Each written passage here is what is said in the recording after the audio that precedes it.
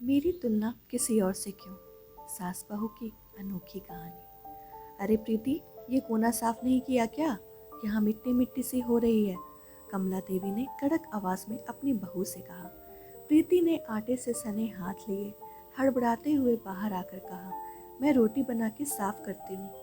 कमला देवी mobile चलाते हुए बोली, किशोरी बुआ की बहू विधि पूरा घर चमका के रखती है। उनका घर शीशे की तरह चमकता है। प्रीति बिना कुछ बोले रोटियां बनाने चली गई। दोपहर को प्रीति के ससुर जी खाना खाने आए।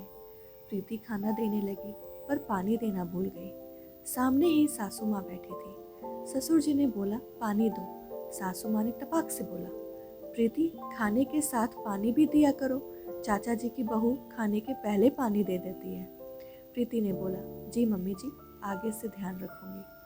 अगले दिन रोहित नहाकर निकला और उसने बाथरूम को ऐसे ही गीला छोड़ दिया। कमला देवी ने तुरंत अपनी बहू से कहा, रोहित के निकलने के बाद कपड़े से बाथरूम की टाइल्स साफ कर दिया करो। बड़े मामा जी की बहू दीपिका का बाथरूम सूखा रहता है। गीले बाथरूम से राहु खराब हो जाता है।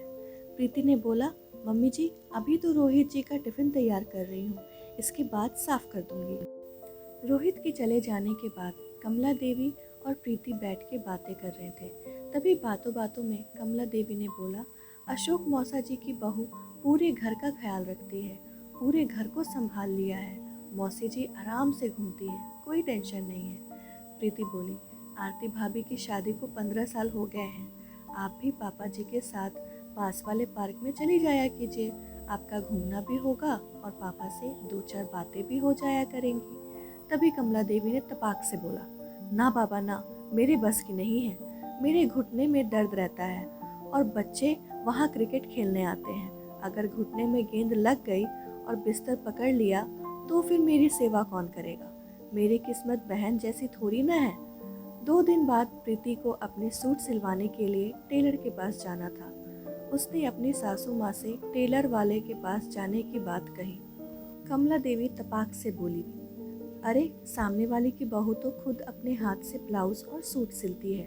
अपने हाथ से कितनी भी डिज़ाइन बना लो और कभी भी बनाकर पहन लो। प्रीति बोली, मम्मी जी, सूट तो मैं भी सिल लेती हूँ, पर यहाँ कपड़ा थोड़ा रेशमी है और रेशम के कपड़े की फिटिंग जल्दी सही नहीं आती, बहुत सड़कता है। इसीलिए मैं टेलर से सिलवाना चाहती हूँ और मेरे पास अभी टाइम भी नहीं है। दिवाली होकर गई है और चचेरे भाई की शादी है। कमला देवी ने तुरंत बात पलटते हुए बोला, नहीं, मैं तो बता रही हूँ कि अगर सिलाई आती है तो अपने घर में ही कपड़े सिल के आदमी पहन सकता है। प्रीति चुपचाप सुनकर चली गई। कुछ दिन बाद कमला देवी की सहेली घर पर आई। दोनों सहेलियां आपस में खूब हंस हंस कर बात कर रही थी और अपने बचपन की बातें, जवानी की यादें और बुढ़ापे के किस्से सुना रही थी।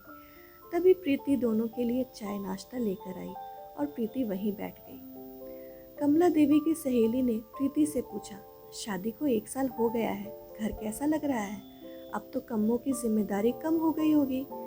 कमला देवी ने बोला, इससे जितना हो सकता है उतना करती है। मेरी तरफ से भी कोई जिम्मेदारी नहीं है। मैं तो कहती हूँ जितना हो सके उतना करो, वरना छोड़ दो। मैं तो करने के लिए बैठी हूँ। प्रीति ये सुनकर अपनी सासू माँ का मुंह ताकती रह गई। कमला देवी की सहेली के जाने के बाद सासू माँ बोली, इसकी दोनों बहुएं बहुत ही लायक है, बहुत ही समझदार। पूरे घर की जिम्मेदारी अपने सर पर ले ली है और इसे पूरी जिम्मेदारी से मुक्त कर दिया है। हाथ में बैठे बैठे खाना देती है, पानी देती है और देखने में भी बहुत सुंदर है। सर्वगुण संपन्न घर की है, पर घमंड जरा भी नहीं। खाना भी खुद बनाती है, कपड़े भी खुद धोती है और सास ससुर को हाथों हाथ सम्मान भी देती है। प्रीति की अब सहन शक्ति खत्म हो गई थी। वो बोली, मम्मी जी, सबकी बहू सर्वगुण संपन्न। आप हमेशा कहती हैं कि उसकी बहू ये करती है, इसकी बहू वो करती है, मौसी की बहू ये करती है, चाचा जी की बहू वो करती है, पर आपकी बहू क्या करती है? आपने कभी भी वो देखने की कोशिश की है? सिर्फ आपकी बहू कुछ नहीं करती। आपको सिर्फ मेरे में कमियां नजर आती हैं। मैं आपकी अपनी माँ की तरह सेवा करती हूँ, पर आपने कभी भी मुझे बेटी के रूप में नहीं देखा। मम्मी जी, आप मुझे बेटी ना सही, कम से कम मुझे बहू के रूप में तो देखिए। मैं क्या करती हूँ, कितना करती हूँ, ये भी तो देखिए। मम्मी जी, दूर के ढोल सुहाने होते हैं, सब में कमियाँ होती हैं। मैंने आपकी और चाची जी की फ़ोन पर बातें सुनी थी, वो अपनी बहू की कितनी बुराई कर रही थी। इस घर में आए हुए मुझे 1 साल ही तो हुआ है, धीरे धीरे एडजस्ट कर रही हूँ, सीख रही हूँ। कमला देवी अवाक होकर सब सुन रही थी। दोस्तों, यहाँ लेखिका सास को नीचा और बहू को ऊंचा नहीं दिखा रही हैं। हमारे समाज में बहुओं की तुलना हमेशा रिश्तेदारों की बहुओं से की जाती है, जो कि सही नहीं है। हर घर के अलग अलग नियम होते हैं।